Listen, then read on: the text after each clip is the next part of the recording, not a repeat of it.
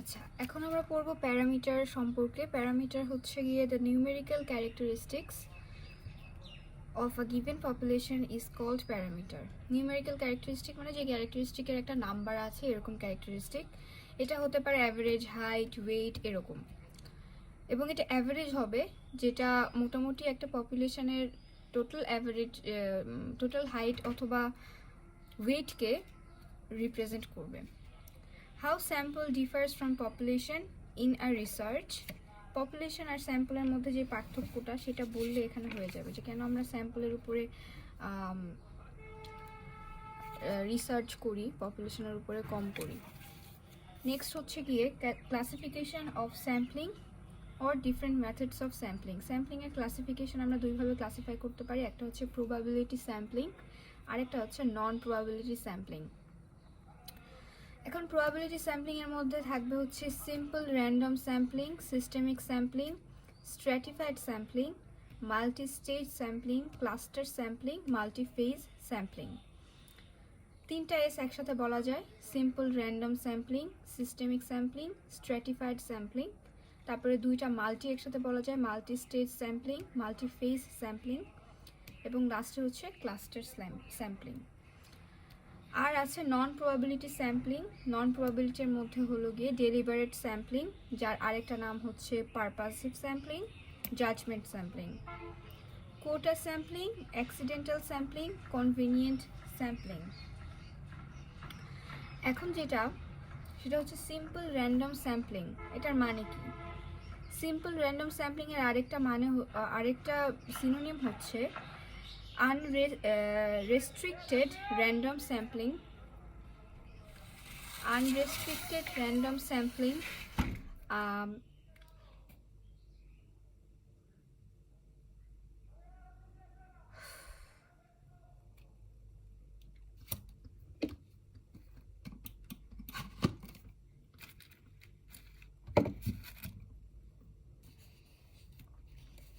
Unrestricted random sampling.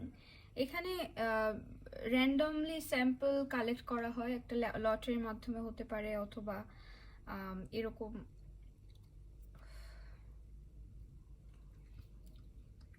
Simple random স্যাম্পলিংয়ে mainly লটারির মাধ্যমে randomly sample collect করা হবে। This method is applicable when the population is small, homogeneous, and readily available. The sample is drawn in such a way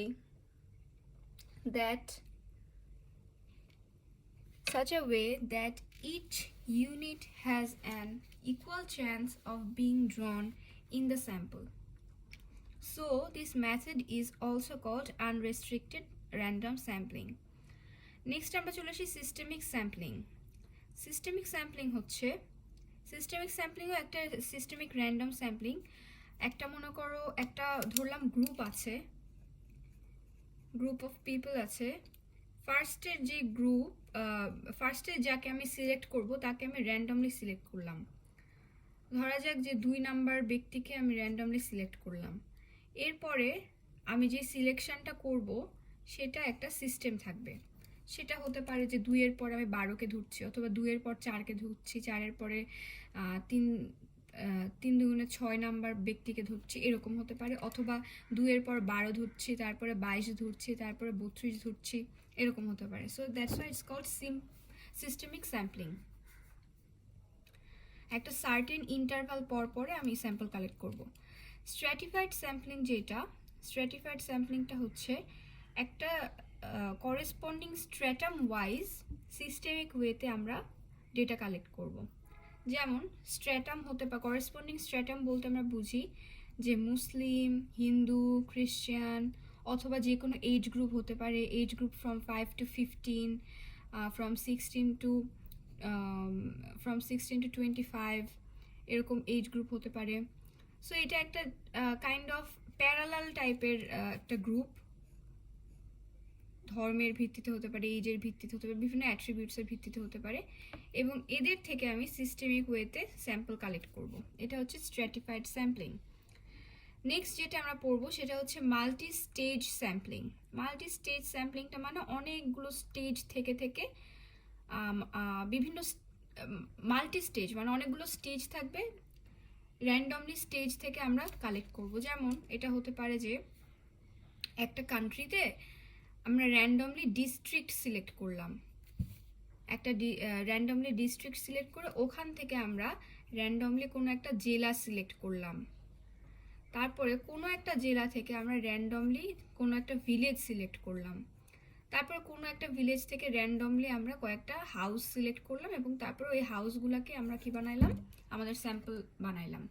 so এটা হচ্ছে অনেকগুলো স্টেজের মাধ্যমে আমরা যাচ্ছি স্যাম্পল কালেক্ট করতে, এই জন্য এটাকে বলা হচ্ছে multi stage sampling. Multi phase স্যাম্পলিংটা হলো, মনে করো আমি এই ডিস্ট্রিক্টটার মধ্যে র্যান্ডমলি কয়েকজনকে সিলেক্ট করলাম স্যাম্পলের জন্য, এবং আমি এই ভিলেজের র্যান্ডমলি কয়েকজনকে সিলেক্ট করলাম আমাদের স্যাম্পল কালেকশনের জন্য। এটাকে বলা হচ্ছে মাল্টি ফেজ, মানে একটা ফেজে না, বিভিন্ন দুইটা দশার কি বলে পপুলেশন থেকে আমি স্যাম্পল কালেক্ট করতেছি। এখান থেকে আমি যত সংখ্যক স্যাম্পল কালেক্ট করব, এখান থেকে আমি তত সংখ্যক স্যাম্পল কালেক্ট করব, এরকম। ক্লাস্টার স্যাম্পলিংটা হচ্ছে এটা র্যান্ডমলি সিলেক্টেড গ্রুপ, যেমন র্যান্ডমলি ভিলেজ হতে পারে, ওয়ার্ড হতে পারে, ব্লক হতে পারে, র্যান্ডম একটা ভিলেজ সিলেক্ট করব, ওখান থেকে স্যাম্পল কালেক্ট করলাম। বিশেষ করে এটা ইম্পর্টেন্ট হচ্ছে ইপিআই এর ক্ষেত্রে, vaccination coverage in expanded programme of immunization and universal immunization প্রোগ্রামগুলোতে এইভাবে আমরা ক্লাস্টার স্যাম্পলিং করি। আর গ্রুপ ক্লাস্টারের আরেকটা নাম হচ্ছে গ্রুপ, ন্যাচারাল গ্রুপস। এটার এক্সাম্পল হচ্ছে village, ward, block, slums of a town, factories, workshops, children of a school, etcetera. এবার নন প্রবাবিলিটি স্যাম্পল হচ্ছে, মানে এগুলো তো র্যান্ডম ছিল, যে একজন সিলেক্ট হতেও পারে, নাও সিলেক্ট হতে পারে, এই জন্য প্রবাবল। প্রবাবিলিটি, যেমন প্রবাবিলিটির বাংলা হচ্ছে সম্ভাব্যতা, সম্ভব হতেও পারে তাকে সিলেক্ট করা, সম্ভব নাও হতে পারে। আর নন প্রবাবিলিটি মানে এখানে ডেলিবারেট স্যাম্পলিং হবে, মানে যে রিসার্চার সে নিজে থেকেই তার নিজের চয়েসে স্যাম্পল কালেক্ট করবে। কোটা স্যাম্পলিং হতে পারে, যেমন আমরা পরীক্ষায় কোটা দিয়ে দিই, যে আদিবাসী কোটা, মুক্তিযোদ্ধা কোটা, এটা আগে থেকে সিলেক্ট করা থাকে, এটাও ডেলিবারেট টাইপের নন প্রবাবিলিটি স্যাম্পলিং। অ্যাক্সিডেন্টাল স্যাম্পলিং হচ্ছে without any intention of the researcher to collect the sample of the occasion, এটা হচ্ছে অ্যাক্সিডেন্টাল স্যাম্পলিং। আর কনভিনিয়েন্ট স্যাম্পলিং হচ্ছে when the sampling is carried out according to the convenience of the researcher, ওই মোটামুটি ঘুরে ফিরে একই কথা, রিসার্চারের চয়েস অনুসারে যেখানে স্যাম্পল কালেক্ট করা হয় সেটা হচ্ছে নন প্রবাবিলিটি স্যাম্পলিং। এখন আমরা চলে আসি requirement of simple random sampling technique. একটা রিকোয়ারমেন্ট হচ্ছে table of random numbers, scientific calculator, lottery, a sample frame, number of each of the units. Simple random sampling technique is better than other techniques. এটা বলা হচ্ছে যে simple random যে টেকনিকটা, এটা আদার টেকনিকের থেকে ভালো। এটার কারণ কি? Every individual in the population has an equal chance of being selected in the sample. ইন্ডিভিজুয়ালের ইকুয়াল চান্স আছে, এখানে এরকম না যে এর বেশি চান্স আছে সিলেক্ট হওয়ার, এরকম না, সবার ইকুয়াল চান্স আছে, শুধু ভাগ্যের উপর ডিপেন্ড করে। This technique provides the greatest number of possible samples. Random numbers are haphazard collection of certain numbers arranged in a cunning manner to eliminate personal selection of unconscious bias. তার মানে যেহেতু আমরা randomly select করছি, সেহেতু এখানে selection অথবা সিলেকশনের যে বায়াসটা আছে, এই বায়াসটা ইন্টারফেয়ার করছে না। That's why simple random sampling technique is better than other techniques. এবার সিম্পল র্যান্ডম স্যাম্পলিং এর টেকনিকটা দেয়া আছে, আমি যেভাবে বললাম সেইটা simple systemic random sampling. Non স্যাম্পলিংটা কি? নন স্যাম্পলিং হচ্ছে কি একটা error due to other than chance in conducting a statistical investigation.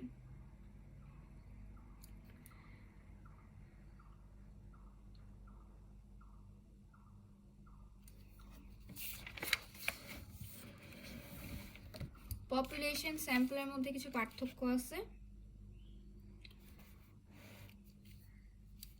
Sample হচ্ছে পপুলেশনের একটা সাবগ্রুপ। তারপরে বলছে যে পপুলেশনের ক্যারেক্টারিস্টিক্স হচ্ছে প্যারামিটার, আর স্যাম্পলের ক্যারেক্টারিস্টিক্স হচ্ছে স্ট্যাটিস্টিক্স।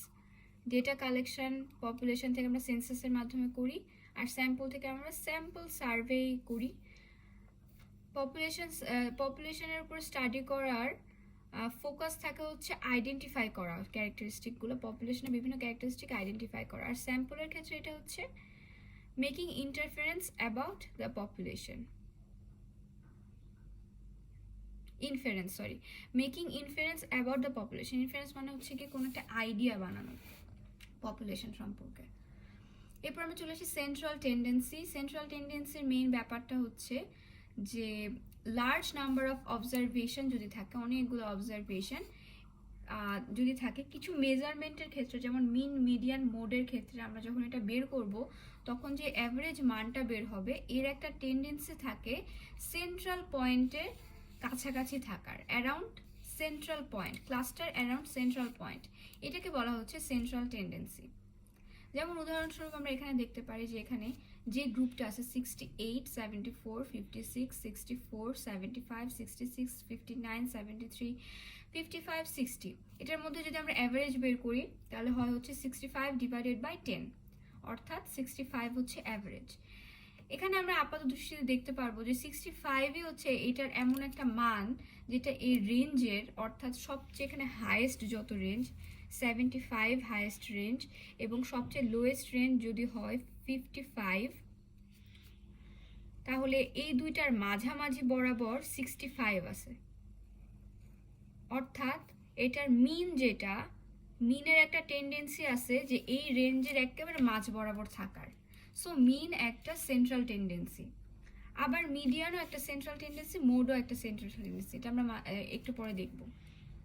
ওকে, সো সেন্ট্রাল টেন্ডেন্সির মেজারমেন্ট হচ্ছে তিনটা জিনিস দেওয়া হয়, মিন, মিডিয়ান অ্যান্ড মোড। মিনের আবার তিন ধরনের টাইপ আছে, arithmetic mean, geometric mean, harmonic মিন।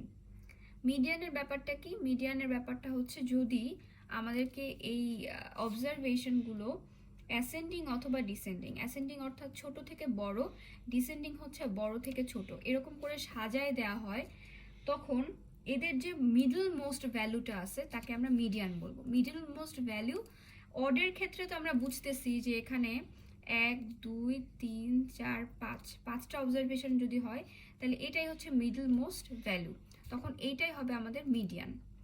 আর যদি ইভেন অবজারভেশন হয়, অর্থাৎ 6টা অবজারভেশন 1, 2, 3, 4, 5, 6, এটার ক্ষেত্রে তো আমরা মিডল মোস্ট বের করতে পারছি না, সেই ক্ষেত্রে মাঝের দুইটা অবজারভেশন আমরা বের করব যে এদের মান কত, এবং এদের মিন বের করব। এদের মিন বের করলে যেটা হবে সেটাই হবে আমাদের মিডিয়ানের ভ্যালু। তাহলে এটা হচ্ছে মিডিয়ানের অড অবজারভেশন এবং ইভেন অবজারভেশনের মধ্যে মিডিয়ান বের করার টেকনিক। মোডের ব্যাপারটা অনেক ইজি। মোডের ব্যাপার হচ্ছে যে যে ভ্যালুটা সবচেয়ে বেশি ফ্রিকোয়েন্টলি অকার করবে সেটাই হচ্ছে মোড। যেমন এই অবজারভেশনটাতে আমরা দেখতে পাচ্ছি 7, 9, 8, 6, 9, 11, 14, এখানে 9 হচ্ছে গিয়ে মোড, কারণ 9 দুইবার অকার করছে। এখানে কিছু ম্যাথ আছে, ম্যাথগুলো অনেক ইজি, জাস্ট একটু মাথা খাটাইতে হয়। মেইনলি মিডিয়ানের ক্ষেত্রে যে প্রবলেমটা হয় যে ওই অ্যাসেন্ডিং টু ডিসেন্ডিং অর্ডারে সাজানোটা আমরা ভুলে যাই, তো ওইটা যদি ঠিক থাকে তাহলে মোড তো বের করা অনেক ইজি, একবার দেখে বের করা যায়, আর মিন জাস্ট যোগ করে অবজারভেশন নাম্বার দিয়ে ভাগ। মেজার্স অফ ডিসপারশন, ডিসপারশন মানে ছড়ানো, scattering of values of the variable, এটাকে বলা হচ্ছে ডিসপারশন। মেজার্স অফ ডিসপারশন আমরা কিভাবে বের করব? রেঞ্জের মাধ্যমে হতে পারে, মিন অর অ্যাভারেজ ডেভিয়েশনের মাধ্যমে হতে পারে, এবং স্ট্যান্ডার্ড ডেভিয়েশনের মাধ্যমে হতে পারে। এখন আমরা দেখি যে রেঞ্জ, এই ডেভিয়েশন, ব্লাবলা, এগুলো কি জিনিস।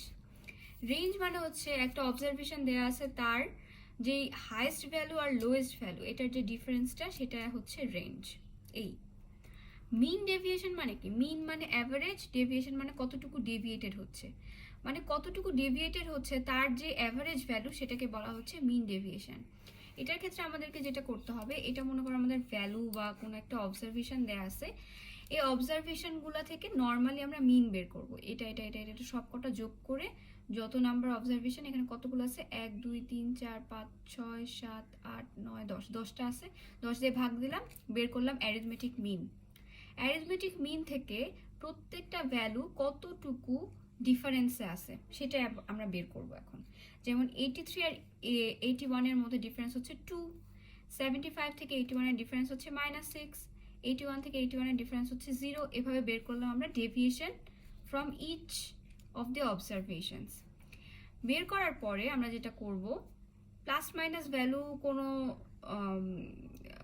মানে বিয়ার করে না, প্লাস মাইনাস ভ্যালু বাদ সব কটা যোগ দিব। 2 + 6 + 0 + 2 + 10 + 14 + 6 + 4 + 3 + 9 যোগ দিয়ে অবজারভেশন নাম্বার অর্থাৎ 10 দিয়ে এটাকে ভাগ দিব। তাহলে এখানে টোটাল আসতেছে 56। 56কে আমি যদি 10 দিয়ে ভাগ দিই আসে 5.6। এটাই হচ্ছে আমাদের mean deviation. Standard deviation, standard deviation মানে হচ্ছে রুট মিন স্কয়ার ডেভিয়েশন। এখানে একটা রুট করতে হবে, এখানেও অ্যাভারেজ বের করতে হবে, এখানে স্কয়ার করতে হবে এবং তারপর ডেভিয়েশনটা বের করা। নর্মালি এটাকে গ্রিক লেটার সিগমা দিয়ে প্রকাশ করা হয় অথবা বলা হয় এসডি অর্থাৎ স্ট্যান্ডার্ড ডেভিয়েশন। এটার বেসিক ফর্মুলা হচ্ছে root over summation of x minus x bar square. এখানে এক্স হচ্ছে কোনো একটা অবজারভেশনের নাম্বার এবং এক্স বার হচ্ছে টোটাল এভারেজ মার্ক। এটাকে আমরা স্কোয়ার করব, এটাকে ডিভাইড করব অবজারভেশন নাম্বার দিয়ে। কিন্তু যদি স্যাম্পল সাইজ 30 অথবা লেস দেন 30 হয় সেক্ষেত্রে আমরা এররকে অ্যাভয়েড করার জন্য এটাকে অবজারভেশন থেকে 1 মাইনাস করে সেই ভ্যালু দিয়ে এটাকে ভাগ দিব। এখন এটার ইম্পর্টেন্সটা কি, এটার ইম্পর্টেন্সটা আমি আসলে নিজেও বুঝি নাই ক্লিয়ারলি, তবে আমি পড়ে যাই একবার। It summarizes the deviation of a large distribution from mean in one figure as a unit of variation. Summarizes the deviation of a large distribution, একটা লার্জ ডিস্ট্রিবিউশনের কতটুকু সে মিন থেকে ডেভিয়েটেড সেটা সে সামারাইজ করে। কিন্তু আমার কোয়েশ্চেন হচ্ছে এটা করে লাভ কি? আশা করি আমি ভবিষ্যতে এটা জানতে পারবো এবং সেটা নিয়েও আলাদা করে ভিডিও করব, বাট এখন পড়ার জন্য পড়ে যায়। It indicates whether the variation of difference of an individual from the mean is by chance, যেমন naturally or real due to some special reasons. এই ভ্যারিয়েশনটা কেন হচ্ছে সেটা ইন্ডিকেশন দেয় আমাদেরকে standard deviation. Helps in finding the standard error, standard error যদি থাকে সেটা আমাদেরকে ফাইন্ড করতে হেল্প করবে। It also helps in finding suitable size of sample for valid conclusions, স্যাম্পলের সুইটেবল সাইজ বের করতে হেল্প করবে। ওকে, আমরা এখন চলে আসি যে এসডি কিভাবে বের করব। এসডি যে কোনো একটা মান দেয়া আছে এখানে আমাদের, এখান থেকে বলতেছে যে স্ট্যান্ডার্ড ডেভিয়েশন ক্যালকুলেট করা। ফার্স্ট অফ অল আমাদের কাজ হবে এটার মিন বের করা। মিন বের করলাম total observation divided by number of observation দিয়ে। এরপর আমরা প্রত্যেকটা ভ্যালু থেকে 12 থেকে 12 মাইনাস করব। 12 মাইনাস 12 হোলটাকে স্কোয়ার করব, প্লাস করব 10 মাইনাস 12 হোলটাকে স্কোয়ার করব, 14 মাইনাস 12 হোলটাকে স্কোয়ার করব এবং সামনে দিব রুট, কারণ যেহেতু আমরা এটাকে স্কোয়ার করতেছি এটার মানটা ঠিক রাখার জন্য। আর যেহেতু এটা 30 থেকে কম অবজারভেশন এই জন্য এখানে আমরা অবজারভেশন নাম্বার 6 থেকে 1 মাইনাস করছি এররকে কমানোর জন্য। তারপরে ক্যালকুলেট করব, যেটা পাবো সেটাই হচ্ছে আমাদের এসডি। ওকে, তাহলে আমাদের মোটামুটি বায়োস্ট্যাটিস্টিক্সের এই গাইড থেকে ততটুকু আমার কমপ্লিট হয়েছে। আমি চাইছিলাম আসলে যে পার্ক পড়ার জন্য কিংবা আরও অন্য বই যেসব থেকে এগুলোর ইনফরমেশান নিচ্ছে সেটা পড়ার জন্য, কিন্তু অ্যাকচুয়ালি পার্কে অনেক কম ইনফরমেশান। আর অন্য বই এখন কোয়ারেন্টিনের কারণে আইসোলেশনের কারণে লাইব্রেরিতে যেতে পারছি না, বইও কালেক্ট করতে পারছি না, তো ওই জন্য এটা করা হচ্ছে না। কিন্তু আমার মনে হয় যে এখানে যতটুকু আছে, যতটুকু আমরা পড়ছি, যতটুকু আমি ইন্টারনেট থেকে সার্চ করছি, এটার বাইরে আর আসলে কিছু লাগার কথা না। এখন আমরা যতটুকু পড়ছি সেটার আমরা একটা সামারাইজ নোট করছিলাম, সেই সামারিটা আমরা এখন পড়ি।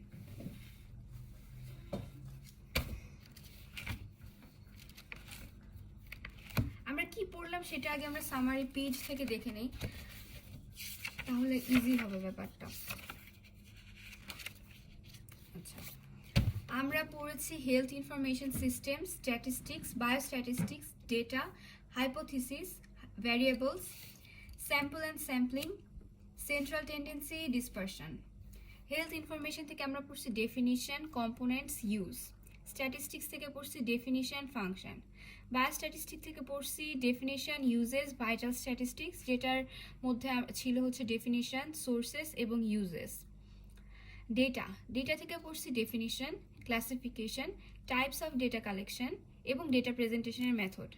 হাইপোথিসিস থেকে পড়েছি ডেফিনিশন এবং ওর বিভিন্ন ক্যারেক্টারিস্টিক্স। ভ্যারিয়েবলস থেকে পড়েছি ডেফিনিশন এবং ভ্যারিয়েবলসের টাইপস। স্যাম্পলিং থেকে পড়েছি sample unit, sampling frame, sample interval, sample size এবং পপুলেশন। সেন্ট্রাল টেন্ডেন্সি থেকে আমরা আজকে পড়লাম ডেফিনিশন এবং এটার মেজারমেন্ট, কী দিয়ে মেজার করব। আর ডিসপারশন থেকে সেম জিনিস, ডেফিনিশন এবং মেজারমেন্ট। এবার আমরা চলে যাই আমাদের সামারি নোটসে।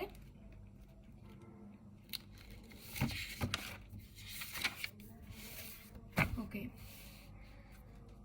সামারি নোট যেটা বলছে সেটা হচ্ছে হেলথ ইনফরমেশন সিস্টেমের definition. It is a mechanism for CPAT, C for collecting, P for processing, A for analysis and T for transmission of information, which is required for organizing and operating and also for research and training purposes.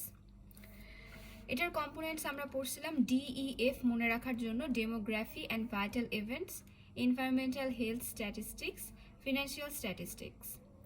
DEF বাদে আমাদের আছে health status, health resources, health services, outcome of medical care. এটা হচ্ছে component of health information system. এটা detailed কিন্তু আমি একটা video বানিয়েছি, এটা জাস্ট সামারাইজ করা।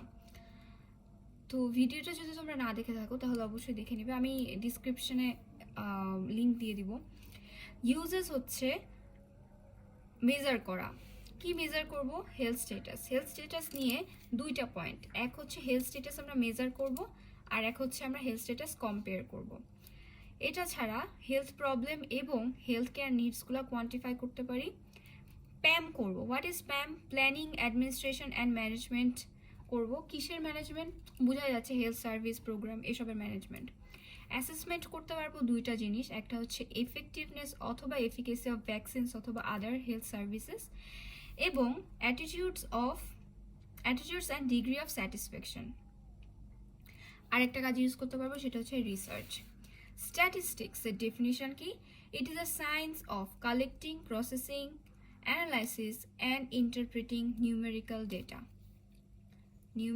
ডেটার কালেকশন, প্রসেসিং, অ্যানালাইসিস এবং ইন্টারপ্রিটেশন। এবার চলে আসি আমরা ফাংশনে। Collection, simplification, formulation, association, health diagnosis, prediction and forecasting, designing experimental study, analysing data and drawing conclusions, support to planning, management and monitoring. Collection, simplification, formulation, association, এগুলো সব data সম্পর্কিত কথাবার্তা। হেলথ সম্পর্কিত কথাবার্তা হচ্ছে health diagnosis, prediction and forecasting, designing experimental study, analysing data and drawing conclusion, support to planning, management and monitoring. Biostatistics কি? Branch of statistics concerned with mathematical facts and data related to biological events.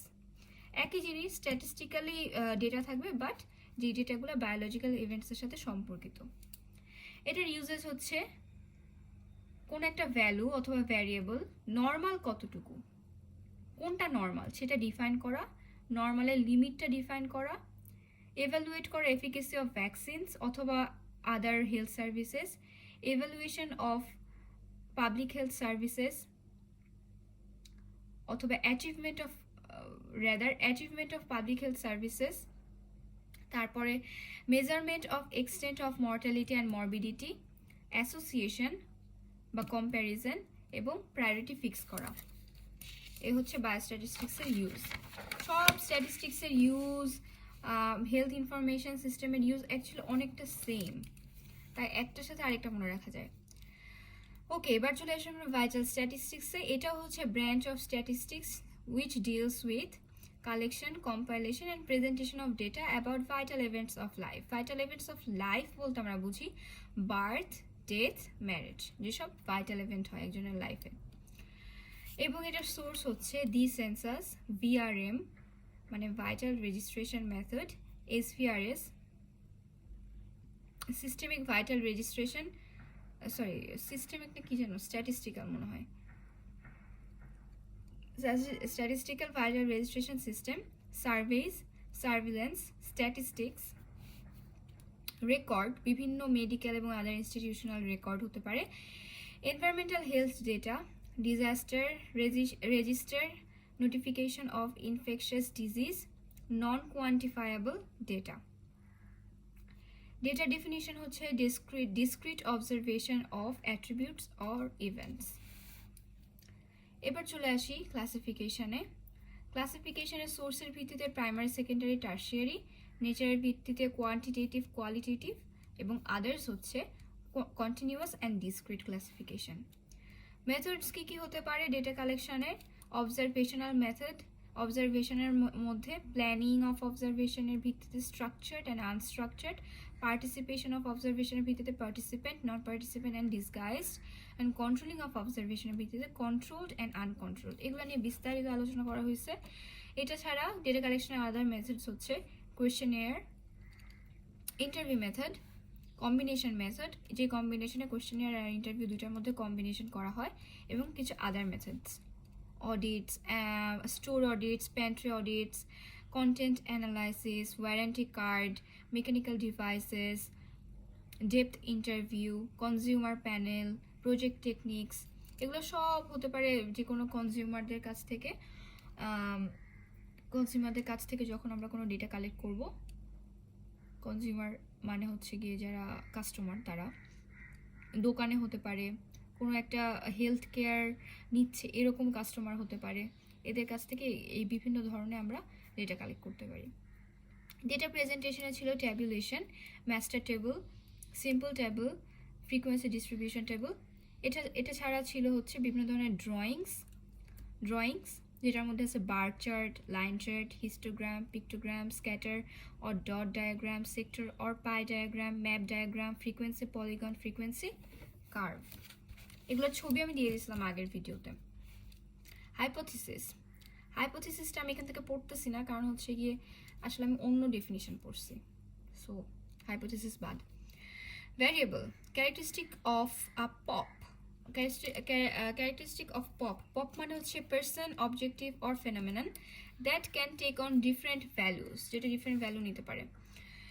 Next হচ্ছে types, ভ্যারিয়েবলের types, qualitative, quantitative and other types. Qualitative মানে যেসব ভ্যারিয়েবলকে আমরা কোনো মান দিতে পারবো না, যেমন doctor, nurse, vaccinated or non vaccinated etcetera. Quantitative মানে মান দিতে পারবো, যেটার মান হতে পারে কন্টিনিউয়াস, অর্থাৎ ফিনিট ফ্র্যাকশন হতে পারে যেই ডেটাতে। এবং ডিসক্রিট ভ্যারিয়েবল মানে হচ্ছে এখানে কোনো ফ্র্যাকশন হবে না, যেমন বেড সংখ্যা অথবা ডক্টরের সংখ্যা অথবা নার্সের সংখ্যা। আর কন্টিনিউয়াস হচ্ছে ওয়েট, হাইট, এসব।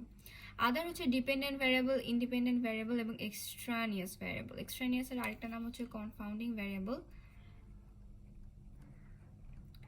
ডিপেন্ডেন্ট ভ্যারিয়েবল মানে ডিপেন্ডেন্ট ভ্যারিয়েবল কোনো আরেকটা ভ্যারিয়েবলের উপর ডিপেন্ড করবে। ইন্ডিপেন্ডেন্ট মানে কোনো ভ্যারিয়েবলের উপর ডিপেন্ড করবে না। কনফাউন্ডিং ভ্যারিয়েবল মানে কনফিউজিং ভ্যারিয়েবল। এখনও হাইপোথিসিস যে কোনো একটা কজের কারণে কোনো একটা এফেক্ট হচ্ছে কিনা। যেমন উদাহরণস্বরূপ বলা যায়, কজ যদি হয় স্মোকিং এবং এফেক্ট যদি হয় ইসোফেজিয়াল ক্যান্সার, তাহলে এক্ষেত্রে স্মোকিং হচ্ছে গিয়ে একটা কনফাউন্ডিং ভ্যারিয়েবল, কারণ এখনও এটা ক্লিয়ার না যে আসলে স্মোকিং ইসোফেজিয়াল ক্যান্সারের কারণ কিনা।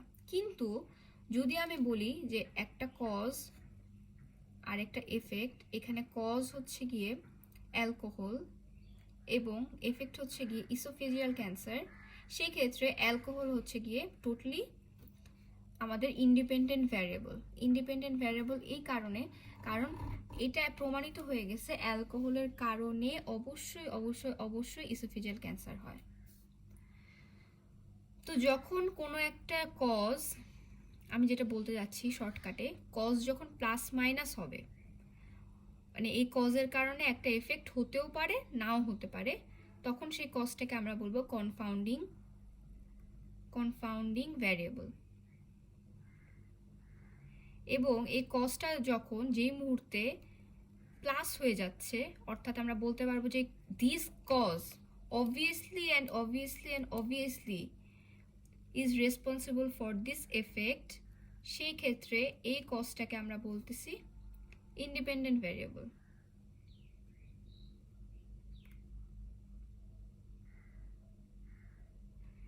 আর যে এফেক্টটা হচ্ছে সেটা যেহেতু কোনো একটা কজের উপর ডিপেন্ডেন্ট, তাই আমরা এটাকে বলি ডিপেন্ডেন্ট ভ্যারিয়েবল। এই হচ্ছে আসল কথা। এখানে বিভিন্ন ডেফিনিশন আছে, এখানে যাচ্ছি না আমি, স্যাম্পলে চলে আসি। স্যাম্পল থেকে আমরা পড়ছি বিভিন্ন ক্লাসিফিকেশন, স্যাম্পলের যে ক্লাসিফিকেশন সেটাই এখানে প্রবাবিলিটির ভিত্তিতে এবং নন প্রবাবিলিটির ভিত্তিতে বিভিন্ন ধরনের ক্লাসিফিকেশন করা হয়েছে। এখানে আমি নিউমোনিকগুলো জাস্ট লিখে রাখছি, এসএসসি এমএমএস এটা দিয়ে মনে রাখতে পারি, এসএসএস এমএমসি এটা দিয়েও মনে রাখতে পারি। এস মানে সিস্টেমিক র্যান্ডম স্যাম্পলিং, আরেকটা এস স্ট্র্যাটিফাইড র্যান্ডম স্যাম্পলিং, আরেকটা এস দিয়ে সিম্পল র্যান্ডম স্যাম্পলিং, সি দিয়ে ক্লাস্টার স্যাম্পলিং, এম দিয়ে মাল্টি স্টেজ অ্যান্ড মাল্টিফেজ স্যাম্পলিং। নন প্রবাবিলিটির মধ্যে deliberate sampling, quota sampling, accidental sampling এবং কনভিনিয়েন্ট স্যাম্পলিং। এই পেজে আছে কিছু ফর্মুলা যেগুলো আমাদের লাগবে, যেমন রেঞ্জ আমরা বের করব হাইস্ট থেকে লোয়েস্ট ভ্যারিয়েবলটা মাইনাস করে, এমডি অর মিন ডেভিয়েশন আমরা বের করব summation of observation minus mean of observation divided by observation number দিয়ে, এসডি বের করব এইভাবে, এবং স্যাম্পল সাইজ বের করার একটা আছে ইকুয়েশন আছে, এবং স্যাম্পল ইন্টারভ্যাল বের করার একটা ইকুয়েশন আছে। এই